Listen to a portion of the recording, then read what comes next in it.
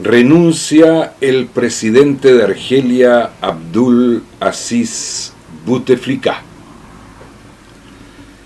La OTAN cumple 70 años de vida y se reúne en Washington para conmemorar este aniversario.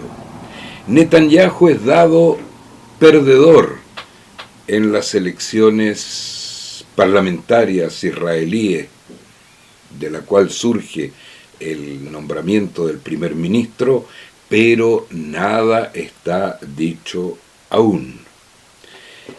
Y el viceprimer ministro chino, Liu He, viaja a Estados Unidos para una nueva ronda de negociaciones en la guerra comercial entre Estados Unidos y China.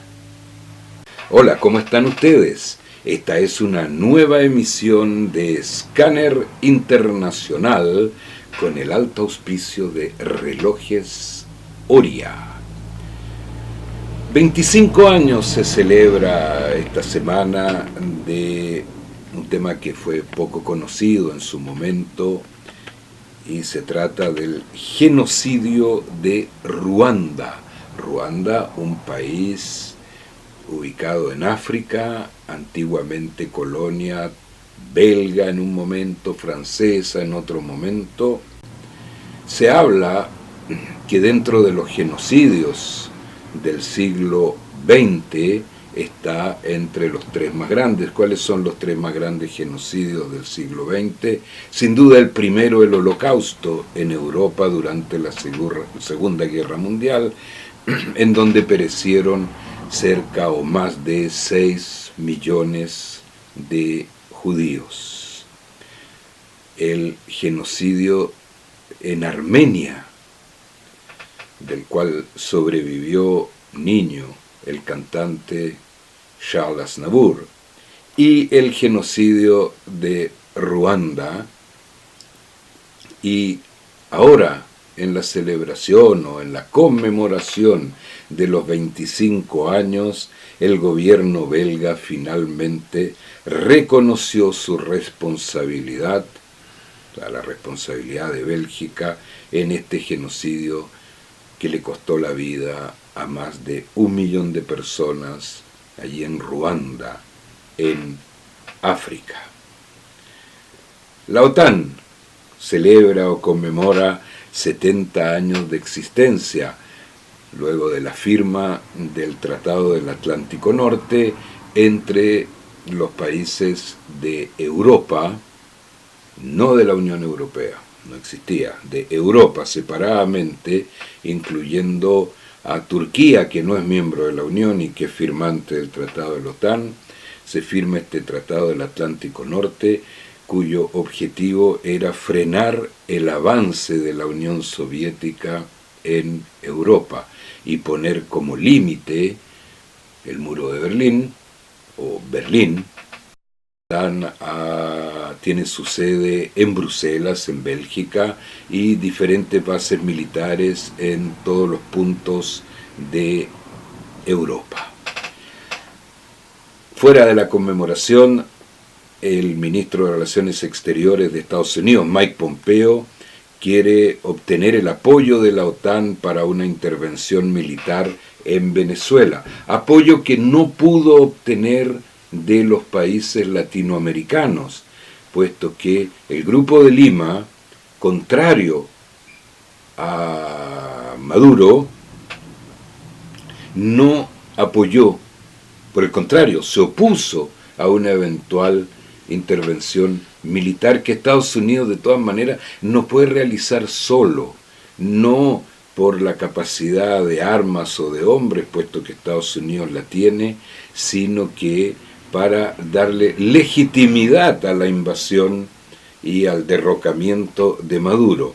Entonces ahora en Washington, en la reunión de los ministros de Relaciones Exteriores de los países de la OTAN, Estados Unidos está planteando, Mike Pompeo está planteando que por el hecho de existir tropas rusas en Venezuela, esto es un avance de, ya no hay Unión Soviética, de Rusia, y la OTAN tiene por misión frenar estos avances. Por consiguiente, Estados Unidos está pidiendo a los países de la OTAN que le aprueben una intervención militar. Intervención militar que aquí en Scanner pensamos que no va a ser aprobada, y es más, en la cumbre de Montevideo llamaron al diálogo, y los países europeos siguen llamando al diálogo. Diálogo que, según las informaciones que tenemos, Maduro dijo de manera un poco enredada que estaba dispuesto, bajo ciertas condiciones, a aceptar. Por su parte, Guaidó no aceptó ninguna posibilidad de diálogo. Todo permite pensar en estos momentos que Estados Unidos está avanzando en dos terrenos. Uno, la búsqueda de un apoyo de otros países para invadir Venezuela, y en este caso lo está pidiendo a la OTAN. Pensamos que no lo va a obtener, pero está buscando esa alternativa, que es la última que le queda. Pero de no resultar, que es lo que pensamos, se ve que Estados Unidos está ya buscando otro líder, puesto que Guaidó no logró juntar suficiente oposición para provocar una salida de Maduro. Entonces Estados Unidos estaría buscando otro líder venezolano para apoyar en esta gestión. Veremos qué ocurre. Mientras, en espera de un posible ataque de Estados Unidos con el apoyo eventual de la OTAN, Rusia y China han desplegado armamento pesado, balístico en Venezuela, que hace que toda intervención militar podría transformarse en una guerra mundial y, en el mejor de los casos, dejar una cantidad de millones de víctimas, puesto que ya no sería una invasión de Marines o de infantería, sino que estamos hablando de una guerra de misiles entre ambos, Estados Unidos y Venezuela, con misiles rusos y chinos.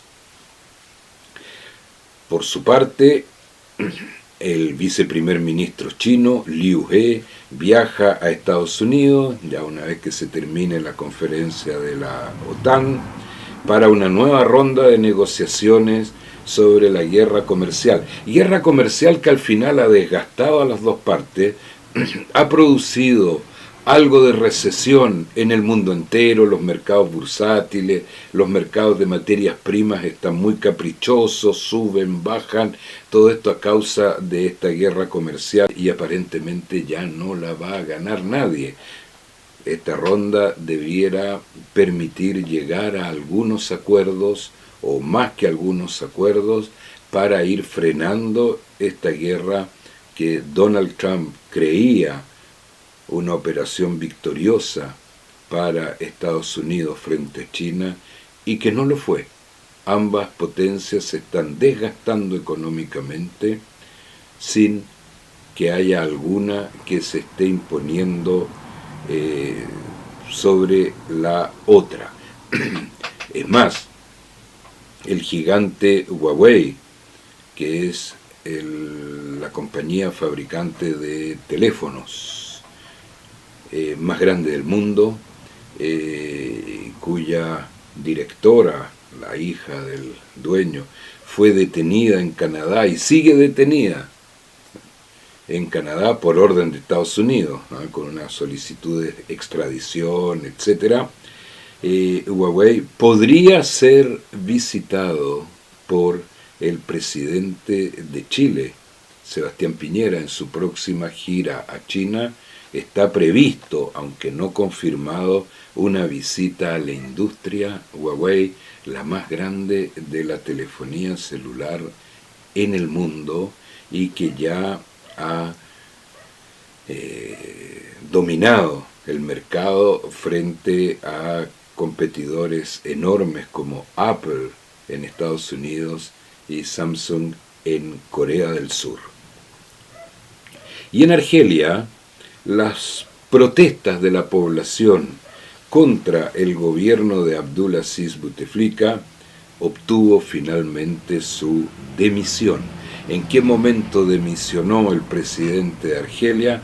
Cuando las Fuerzas Armadas le notificaron que ya no lo apoyaban, que el levantamiento popular era demasiado grande como para que las Fuerzas Armadas continuara apoyándolo. La verdad es que Argelia, dentro de África, es uno de los países que debiera ser uno de los más ricos. Tiene materias primas como el petróleo y el gas que debieran haber permitido un desarrollo extraordinario.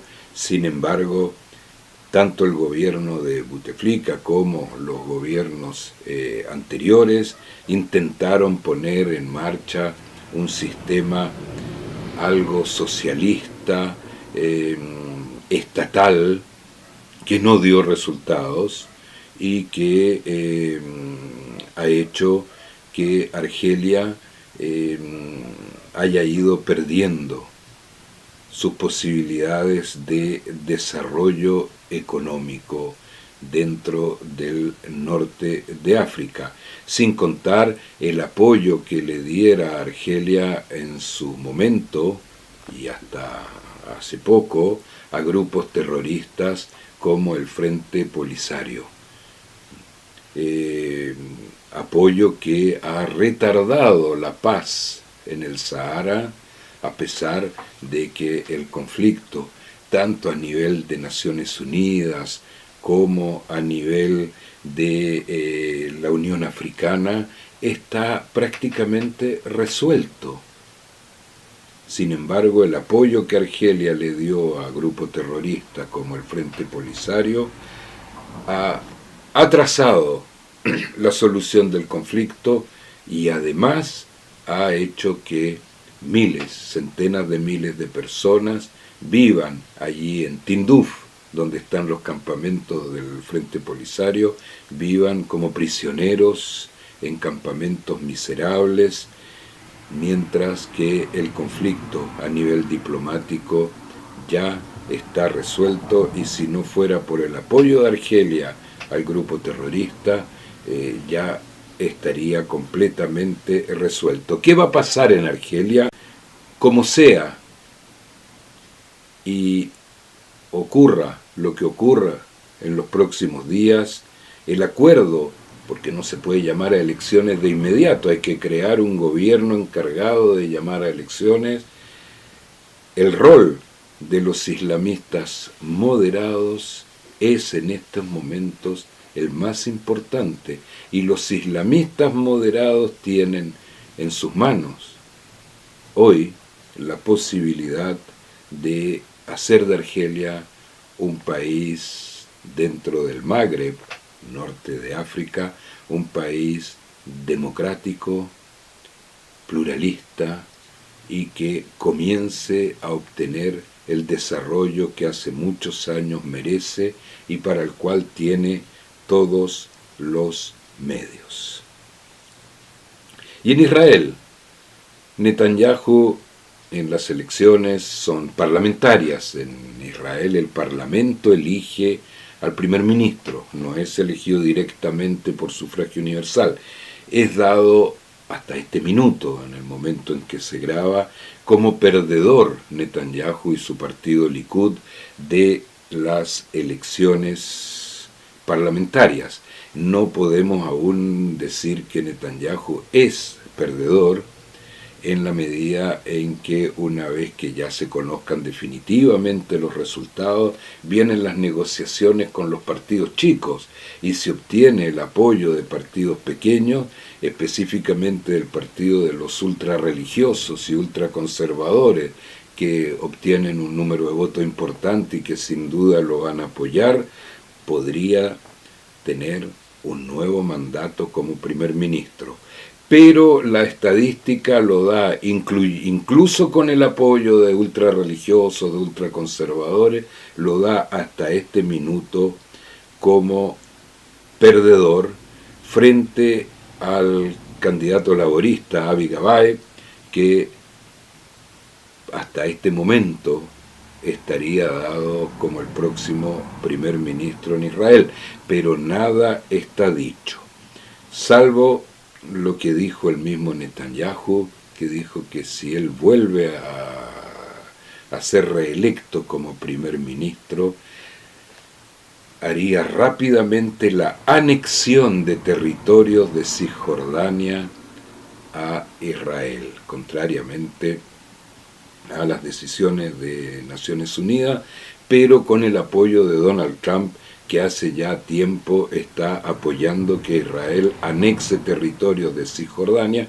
Cisjordania es el territorio originalmente designado para crear un Estado palestino que por diversos motivos que debiéramos en un próximo escáner analizarlo, no se ha creado. Como no se ha creado, entonces Netanyahu plantea que son territorios naturalmente de Israel y que con la fuerza del ejército de Israel, si él es reelegido, los va a anexar a Israel. Israel ya ha anexado otros territorios como el Golán, que ahora Donald Trump dijo que era absolutamente legítimo que Israel haya anexado hace muchos años el Golán, contrario a lo que plantea Naciones Unidas.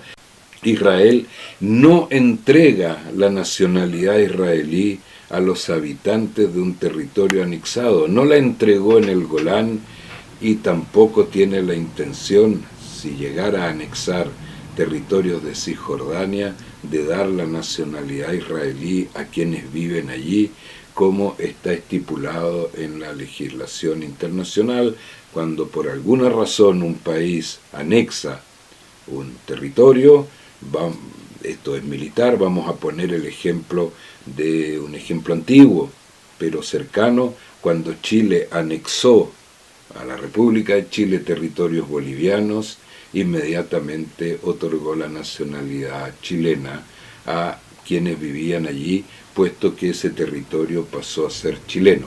No es el caso en el conflicto de Medio Oriente, lo que hizo decir al Partido Laborista, que se opone a esta anexión. El Partido Laborista está por la creación de los dos estados, el Estado de Israel que ya fuera creado y un Estado palestino que debiera ser creado a pesar de los obstáculos que ha puesto Netanyahu y otros para que se cree. El Partido Laborista dice que el apartheid actual que hay en Israel se transformaría en un apartheid permanente. Ya sabremos los resultados y si resulta ser Netanyahu, también sabremos si este anuncio de anexión de territorios fue solo un anuncio electoral para desesperado, puesto que es dado como perdedor, para negociar con los ultrarreligiosos y los ultraconservadores que sí están por la anexión, si fue solo una frase electoral o si realmente con el apoyo de Donald Trump tiene la intención, lo que sería una verdadera catástrofe en el Medio Oriente, de anexar militarmente territorios de Cisjordania. Ya sabremos quién es el ganador y emitimos aquí en Scanner todos nuestros votos para que, como ya lo hemos hecho con otros países, prime el diálogo. Los seres humanos no están hechos, aunque lo hacemos, no están hechos para matarse unos a otros, ni para andar quitándole territorio al vecino. Los seres humanos estamos hechos para dialogar. Y ya es hora de despedirnos. Que estén ustedes muy bien.